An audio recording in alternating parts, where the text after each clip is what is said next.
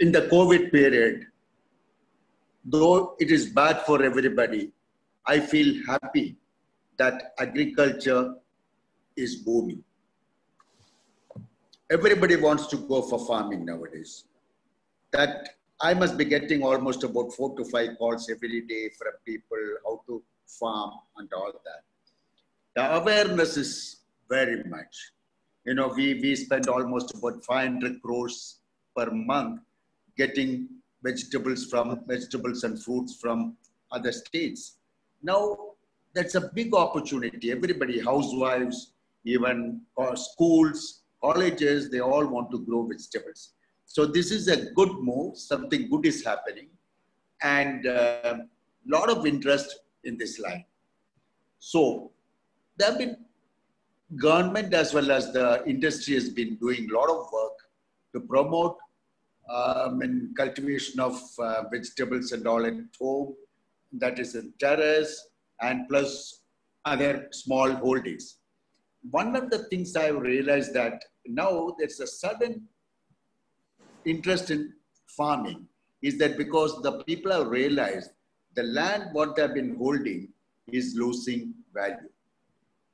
There's no opportunity for them to get good price for the land even if they have to sell or setting up, you know, commercial buildings. So the best thing to happen is to grow vegetables. At least they can have chemical-free vegetables, which is now we can avoid getting it from other states. Some of the survey what we conducted is that we have been getting about 500 to 600 lorry loads of vegetables every day from other states. In the recent months, that's about a month's time now, that number has come down to about 300 to 400. But we can't attribute the whole thing because of the production, higher production Kerala. Maybe because most of the restaurants, hotels are not working. But still, from the inputs, what the industry sells now is almost double compared to last year. That means that people are very serious about growing vegetables and fruits, and little bit of sort of a change of, you know, land ceiling act and all that would certainly help further expansion. Another thing is that apart from growing vegetables in the backyard and the terrace, homestead cultivation. Now, the industry is also helping the farming community, helping the people to decide what are the crops which can be grown, apart from animal husbandry, poultry, aquaculture and all that. I mean, that means throughout the year, he would have enough funds to, you know, look after his family. This is one of the areas that NRIs, when they return from the Gulf countries, though it will take some time for the industry and the agriculture department to train them, make them comfortable, make them understand it is not like living in Gulf countries. It's different, but you know, things are, your life is much safer and better here. So a lot of training program has to be done in that area, which is being done by the industry, CI, TI and all that. Then, as I mentioned last time, Department of Agriculture, they have almost about 7,000 people working. They're good people, they're qualified people and all that. But sometimes I feel that they lack the leadership. A proper focus on the people, on the Krishi officers. They forget their responsibility and get into sort of a, you know, conducting only, you know, some sort of a meetings and writing reports and all that. I think that has to be changed. Now, you know, I always think that Kerala should have a Israeli model. That agriculture department should understand what are the requirements, what are the problems faced by the farming community, work very closely with the institute, and the projects work, research projects work which is being given to the postgraduate and doctorate students should be based on the requirements of the farmer. that link is missing now. And plus, the institute should work very closely with the industry. And based on the products developed or process developed, the industry can take it over and develop that and supply it to the farmer. And a certain percentage of the expenses incurred by the institute can be paid by the industry. This model works very well there, and it has to, it has to work in Kerala also. And regarding coming back to the special interest created by, I don't know. Everybody feels that they should grow their own vegetables because they have been eating all the poisonous thing coming from other states, for which a lot of grow bags and inputs, products without grow products without soil, because then you can't get good soil in the apartments and all that that's being done. It's doing extremely well. Now, after, that is the post-COVID period, it is easy. Now everybody wants, I hope there's sustainability will be there and people will continue to do that. And I think Kerala, we have a good brand name now. Kerala Safe Healthy Food. Healthy food means, based on the soil analysis, a product can be manufactured.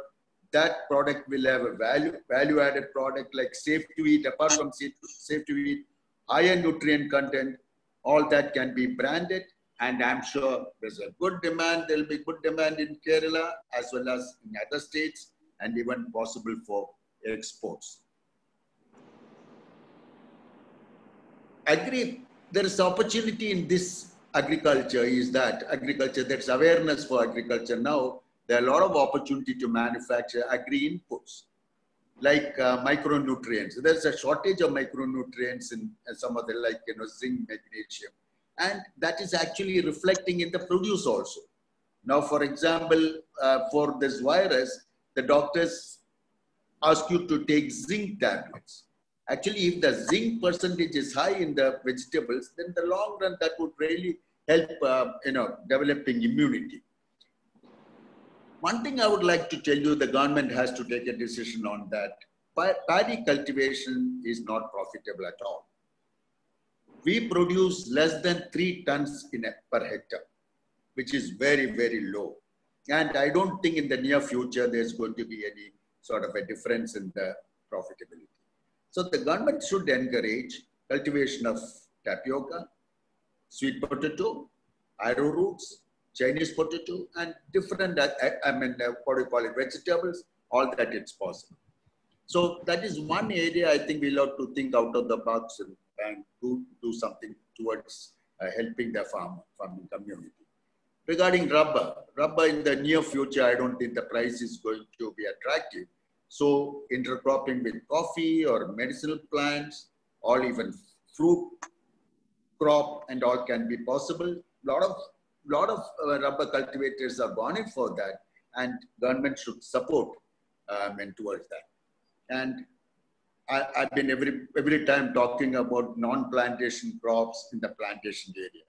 That is we are losing a lot of opportunity just because the planters are not permitted to go for fruit crops. You can almost all the fruits, vegetables can be grown in the high ranges, including apple, strawberries and peaches and all that. It's so sorry that we'll have to have all that imported from different places, including Sri Lanka, where the agroclimatic condition is similar. Now, I'm coming to the opportunities for the Pravasis. Mr. Chandrasekhar was mentioning, that is going to be a big challenge for Kerala. But I find a lot of opportunities in agriculture. Some may be having small area, and agriculture can be made profitable provided you use technology. Based on the soil analysis, work towards doubling the production. For that matter, some work I have done in my lab, about 100 square meter is good enough for a family to have reasonably good quantity of vegetables throughout the year. You should have a multiple cropping system, And even we, unfortunately, in Kerala, we are able to take only 2 crops, mainly because of the heavy rainfall. The crop is damaged. So little technology used there by, have a rain shelter, micronutrients, drip irrigation system, post-harvest technology. This is one thing I think we are losing. We really lose about 25 to 30% of our produce because of the improper storage and taking the product to the market. Now, I'm coming to the opportunities for the Pravasis when they come here. I've seen in the Gulf countries, there are quite a few of them involved in desert farming, that is water management. And they're also into sensors. Nowadays, you don't have to go and test your soil everywhere. Sensors will give you a figure, what sort of a micronutrient is deficient in that particular area. So there are experts. So I think we should give them an opportunity for them to, start some business, startups here. And recycling of wastewater. They are very good at it. I think we should try it out. That. Then drones. Nowadays, the labor, of course, unfortunately, we are depending upon the North Indian laborers. But, I don't know. I hope they will come back. Otherwise, we'll have a problem in the farming sector. But drones can be used for spraying safe pesticides or a fertilizer and all that. Great.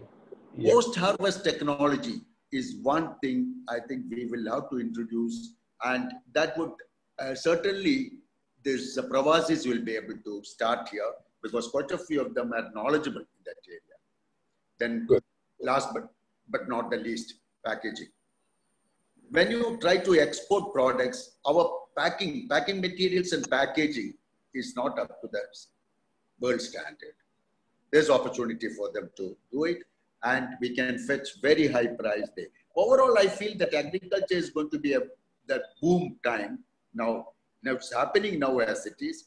And a lot of people getting into training programs have been done to, YWCA, women's club here, and a lot of things are happening. So I think it's good time for agriculture for Kerala.